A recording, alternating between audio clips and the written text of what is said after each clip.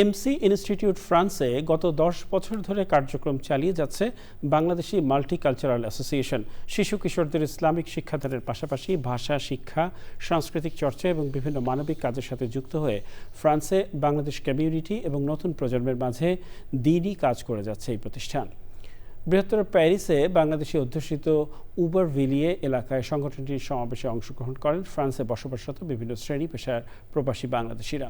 প্রতিষ্ঠানের অধ্যক্ষ বদরুল বিন হারুনের সভাপতিত্বে আলোচনায় অংশগ্রহণ করেন সংগঠনের প্রধান উপদেষ্টা শরীফ আল মোমিন, তানজিব হুসাইন, সাংবাদিক এম.এ. হাশেম, মাহবুব হুসাইন, মোহাম্মদ কামরুজ্জামান, ব্যবসায়ী শাহজাহান মিয়া, জহিরুদ্দিন সহ অন্যরা। থেকে সহিহ শুদ্ধ কোরআন শিখায়, তারপরে বেসিক ইসলামিক নলেজটা শিখায়, কোরআনিক সায়েন্সের উপরে আমাদের ক্লাস আছে, বয়স্কদের ক্লাস আছে, মহিলাদেরও আমরা এখানে কোরআন শিক্ষার কার্যক্রম চালু করেছি। আমাদের বাচ্চাদেরকে, ফিউচার প্রজন্মকে আমরা যেন ইসলামিক আদব কায়দা, ইসলামিক মূল্যবোধ শিখানো, এগুলো নিয়ে আমরা আমাদের বিভিন্ন অ্যাক্টিভিটি চালিয়ে যাচ্ছি। আমাদের কমিটির সাথে থাকবেন।